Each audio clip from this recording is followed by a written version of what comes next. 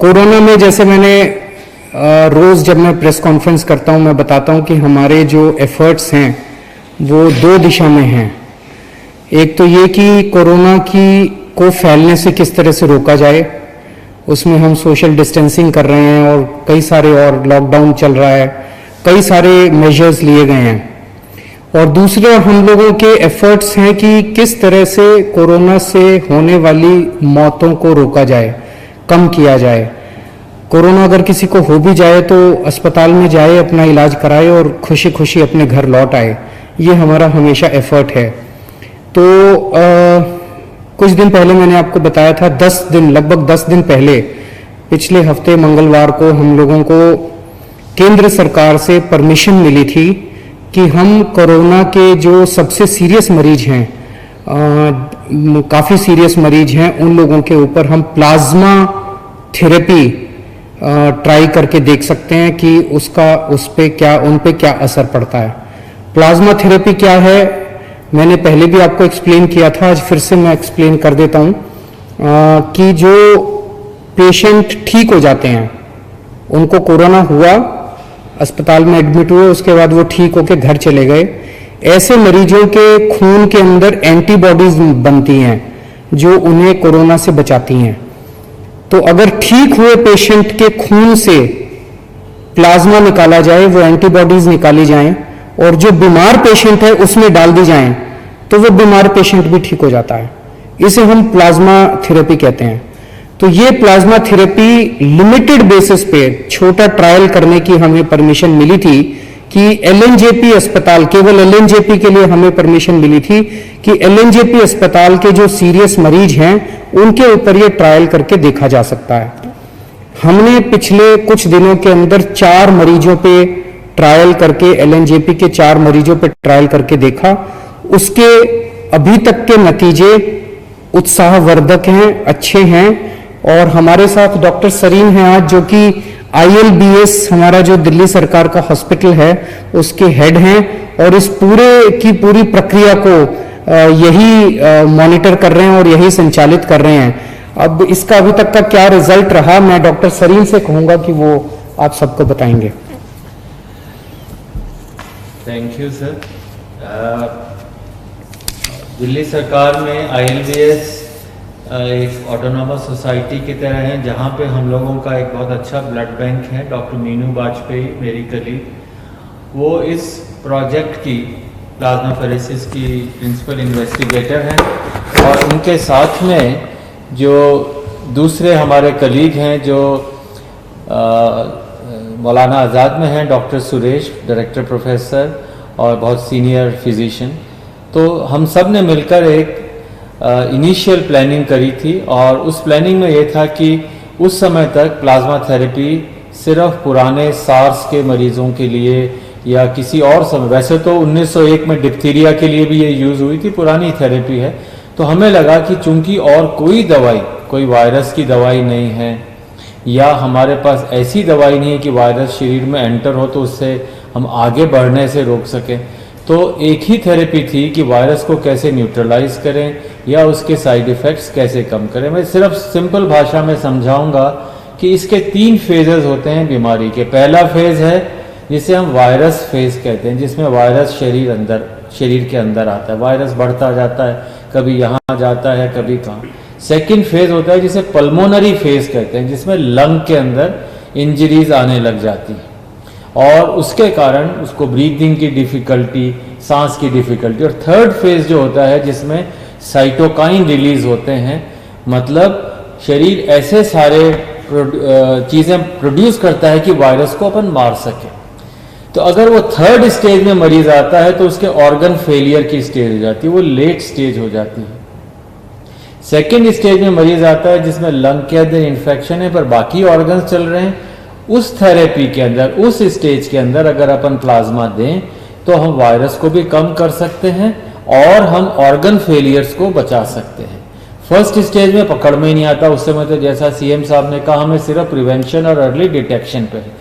तो हमें अगर मरीज 7 से 15 दिन के बीच में आए जिसको ब्रीदिंग की डिफ़िकल्टी है या सांस की है, तो ऐसे व्यक्ति में जिसमें बाकी ऑर्गन फेल नहीं हो उस समय तक तो ऐसे व्यक्ति में प्लाज्मा थेरेपी का रोल हो सकता है। हाँ, अभी शुरू में जो हमने मरीज किए हैं, बहुत सारे मरीज स्क्रीन किए, और शुरू में डॉक्टर्स का ये काम होता है do no harm. Hippocratic oath यही है कि आप भले ही सोचें कि अच्छा हो रहा है पर बुरा ना करें। इस विचार से शुरू में हम लोगों ने ट्रायल बहुत केयरफुली सोच के शुरू करी, और मुझे बहुत खुशी है कि शुरू में 4 मरीज में हम लोगों ने अभी उत्साहवर्धक फल देखे हैं। और हाँ, आज उम्मीद है कि 2 या 3 मरीज और हमारे जो हैं, जो कि सिक हैं LNH हॉस्पिटल में, उनको हम लोग उनके टेस्टिंग रात 1:30 बजे सैंपल आए, अभी मुझे लगता है कि 12 बजे तक उनका वायरस टेस्ट हो जाएगा, और उनके लिए ब्लड भी तैयार है, प्लाज्मा भी तैयार है, और हो सकता है आज हम उन लोगों को थेरेपी दे सकें। और इस थेरेपी के बेनिफिट्स काफ़ी हैं। अगर आपने उसको दिया तो वो 3rd स्टेज, जिसे हम साइटोकाइन स्टॉर्म कहते हैं, उस स्टेज पे मरीज ना जाए जिसमें ऑर्गन फेल हो और लंग के इन्फेक्शन जल्दी से करेक्ट हो जाएं। ये एक हमारा मेन एम है, और ऐसे थेरेपी और अभी कोई है नहीं।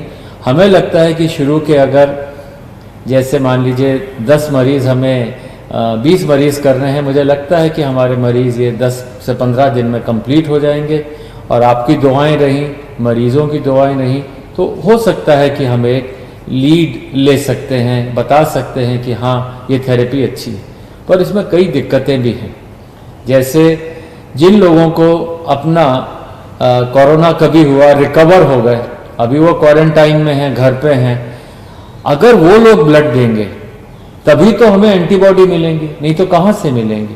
तो इस समय हमें उन लोगों की ज़रूरत है कि अपनी देशभक्ति दिखाएं।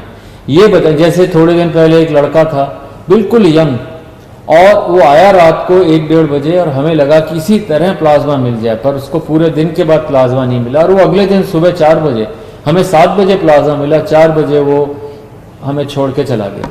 तो दिन भर मैं डिप्रेस होता रहा, पूरी टीम डिप्रेस हो गई कि क्या हमारे यहाँ ऐसे लोग नहीं हैं जो कि अदरवाइज ऑल राइट हैं और घर पे हैं, और जिनके अंदर रिकवर हो गए हैं कोरोना से, तो भाई अपना ब्लड, ये ब्लड डोनेशन भी नहीं है, ये मान के चलिए, जैसे CM साहब ने बताया कि ये ब्लड डोनेशन नहीं है।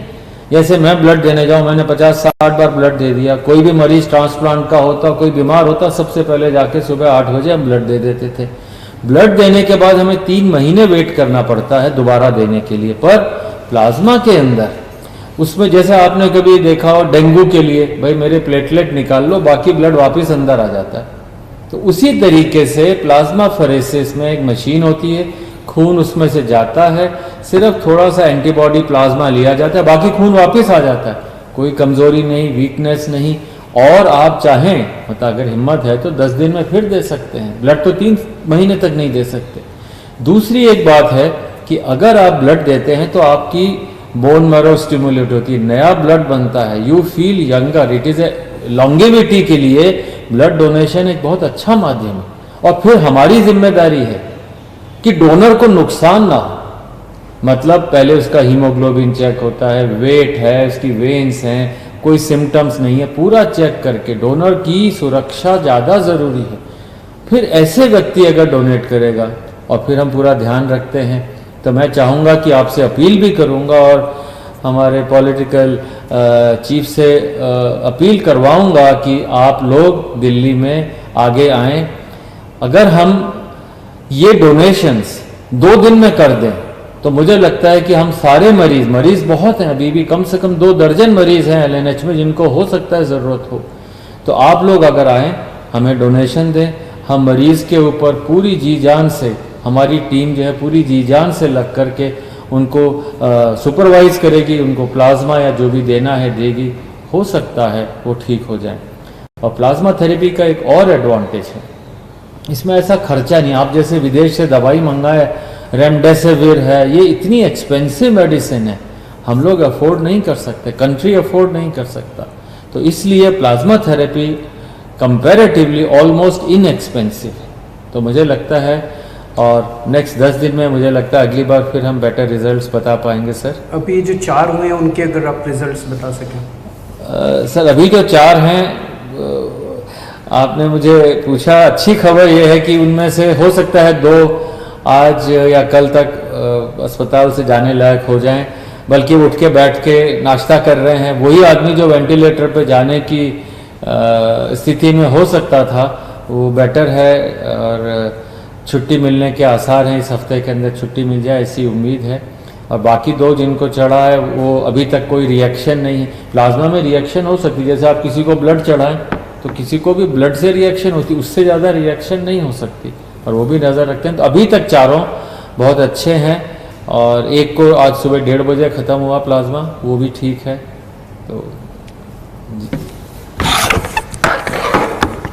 तो अभी मेरे पास जो अस्पताल से डिटेल्स हैं, 4 जो मरीज थे उसमें से 2 मरीजों को मंगलवार को प्लाज्मा दिया गया था। तो आज 3 दिन हो गए उन्हें प्लाज्मा दिए हुए। वो दोनों आईसीयू में थे, और मुझे एलएनजेपी के मेडिकल डायरेक्टर जो हैं उन्होंने बताया है कि शायद आज उनको आईसीयू से निकाल के वार्ड में शिफ्ट कर दिया जाएगा। पहले उनकी तबीयत बहुत ज़्यादा ख़राब थी। टेक्निकल टर्म्स में अगर हम देखें तो पहले पेशेंट का रेस्पिरेटरी रेट यानी कि सांस लेने का रेट 30 था, 15 होना चाहिए, 30 था। 30 बहुत ज़्यादा माना जाता है। ऑक्सीजन सेचुरेशन लेवल उनका 85% था, ये 95% होना चाहिए। ये भी बताते हैं बहुत सीरियस होता है। तो ये दोनों चीज़ें बहुत सीरियस थी। प्लाज्मा देने के बाद अब उनका रेस्पिरेटरी रेट 20 हो गया है और ऑक्सीजन सेचुरेशन 98% हो गया है। इसी तरह का इम्प्रूवमेंट चारों मरीजों में देखने को मिला है, जिसमें उनका रेस्पिरेटरी रेट और ऑक्सीजन सेचुरेशन लेवल इम्प्रूव हो गया है। तो मंगलवार को जो 2 पेशेंट्स आईसीयू में थे और काफ़ी सीरियस हालत में थे, आज उन्हें शायद आईसीयू से छुट्टी मिल जाएगी। और जो 2 पेशेंट्स हैं बाकी उनको कल दिया गया है प्लाज्मा, और अभी 24 घंटे में ही उन्होंने काफ़ी अच्छे रिजल्ट्स दिखाए हैं, और उम्मीद है कि ये भी काफ़ी अच्छे रिकवर होंगे। आज 2 या 3 और पेशेंट्स को दिया जाएगा। और इसके अलावा एक कोई प्राइवेट हॉस्पिटल है जिसने भी प्लाज्मा थेरेपी की है, और उनका पेशेंट जो है वो बहुत सीरियस हालत में था, उसको अस्पताल से ही छुट्टी मिल गई है। आईसीयू से भी छुट्टी मिल गई, अस्पताल से भी छुट्टी मिल रही है शायद आज, तो वो उसका भी अच्छा नतीजा आया है। तो जैसे मैंने कहा, अभी तक हमारे को लिमिटेड ट्रायल्स के परमिशन केंद्र सरकार से मिली थी। केंद्र सरकार ने हमें ये परमिशन दी थी कि आप केवल एलएनजेपी के सीरियस पेशेंट्स के ऊपर प्लाज्मा थेरेपी ट्राई करिए और हमें नतीजे बताइए, फिर हम आपको बाकी दिल्ली की परमिशन देंगे। तो अगले 2-3 दिन और हम ट्रायल्स करेंगे, और उसके बाद नेक्स्ट वीक हम लोग केंद्र सरकार को पूरे दिल्ली के सीरियस कोरोना के पेशेंट्स को प्लाज्मा थेरेपी देने के लिए अप्लाई करेंगे कि पूरे दिल्ली के सीरियस पेशेंट्स को प्लाज्मा थेरेपी देने की हमें इजाज़त दी जाए। मुझे उम्मीद है कि वो भी इजाज़त हमें जल्दी मिल जाएगी। तो उसके बाद दिल्ली के किसी भी अस्पताल के अंदर कोई भी कोरोना का अगर सीरियस पेशेंट है उसको हम ट्राई कर पाएंगे, उसको हम प्लाज्मा थेरेपी दे पाएंगे। फिर से मैं कह दूं, ये इनिशियल नतीजे हैं। अभी कोई हम ये ना सोचें कि इसका कोरोना का इलाज मिल गया और ऐसा कोई, इनिशियल नतीजे हैं। इनिशियल नतीजे बहुत उत्साहवर्धक हैं, एक उम्मीद की किरण नजर आ रही है। और वैसे तो जिंदगी ऊपर वाले के हाथ में है, और हम हमेशा कहते हैं, सभी डॉक्टर्स भी कहते हैं कि जिंदगी ऊपर वाले के हाथ में है। हर डॉक्टर पूरी कोशिश करते हैं अपने मरीज को बचाने की। तो लेकिन एक ये इतनी ऐसे समय में एक ये उत्साहवर्धक खबर है हम सब लोगों के लिए। जैसे डॉक्टर साहब ने कहा, इसमें सबसे अहम रोल डोनर का है, जो कोरोना से ठीक हो गया और वो आके अपना प्लाज्मा डोनेट करता है। तो जैसे डॉक्टर साहब ने, आप में से बहुत सारे लोगों ने डेंगू के लिए ब्लड दिया होगा। डेंगू के लिए जब आप ब्लड देते हैं तो आपका ब्लड नहीं लेते, इधर से नली लगाते हैं, इधर से आपका खून निकलता रहता है, खून में से प्लेटलेट्स निकल जाते हैं और वो खून आपके शरीर में वापस डाल देते हैं। तो प्लेटलेट्स निकाल के खून आपके शरीर में वापस डाल देते हैं, आपको कमजोरी भी नहीं आती। इसी तरह से ये है, यहां से खून लेंगे, आपका ब्लड में से प्लाज्मा निकाल देंगे और वो आपका ब्लड वापस डाल देंगे। तो आपको किसी तरह की चिंता करने की जरूरत नहीं है। हमारी जितने लोग अभी ठीक होके गए हैं, उन सब लोगों से हाथ जोड़ के निवेदन है कि आप अब दूसरे लोगों की जान बचा सकते हैं। तो एक एक व्यक्ति जो ठीक होके गया है, उसकी जिम्मेदारी बनती है कि वो दूसरों के काम आए। और जब मैं कह रहा हूं जान बचा सकते हैं, तो आपका प्लाज्मा, आपके खून से लिया हुआ प्लाज्मा केवल और केवल उन्हीं पेशेंट्स को दिया जा रहा है जो बहुत सीरियस हैं। अगर आप प्लाज्मा ना दो तो हो सकता है उनकी मौत हो जाए। तो एक्चुअली आप एक आदमी की जिंदगी बचाएंगे। कई बार अगर आपके शरीर में प्लाज्मा में एंटीबॉडीज ज्यादा होती हैं तो एक आदमी से 2 लोगों की जान भी बच जाती है, या नॉर्मली एक आदमी से एक ही आदमी की जान बचती है, कई बार एक आदमी से 2 की जान भी बच जाती है। तो आप एक्चुअली 2 लोगों की, एक आदमी की जान बचाएंगे। जितने लोग अभी ठीक होकर गए हैं, हमारे यहाँ से आपको फोन आएगा। जब आपको फोन आए हम आपके लिए गाड़ी भेज देंगे, आपके आने जाने की व्यवस्था कर देंगे अस्पताल। आप प्लीज किसी तरह की चिंता मत करें। सभी डॉक्टर्स, जैसे सरीन साहब ने कहा कि हम आपको किसी तरह की कोई हानि नहीं होने देंगे। हानि हो ही नहीं सकती, बड़ा सिंपल सा प्रोसेस है। आप जरूर अपना ब्लड डोनेट कीजिए, प्लाज्मा डोनेट कीजिए, ताकि हम दूसरे लोगों की जान बचा पाएं। तो मुझे लगता है ये हम सब लोगों के लिए एक बहुत अच्छी खबर है, और मैं उम्मीद करता हूं कि कोरोना जल्दी से जल्दी खत्म हो, कम से कम फैले, और कुछ हो ना हो, कम से कम इसके कोरोना की वजह से मौत नहीं होनी चाहिए किसी की भी। हमारा पूरा प्रयास है इस दिशा में। बहुत बहुत शुक्रिया। Thank you.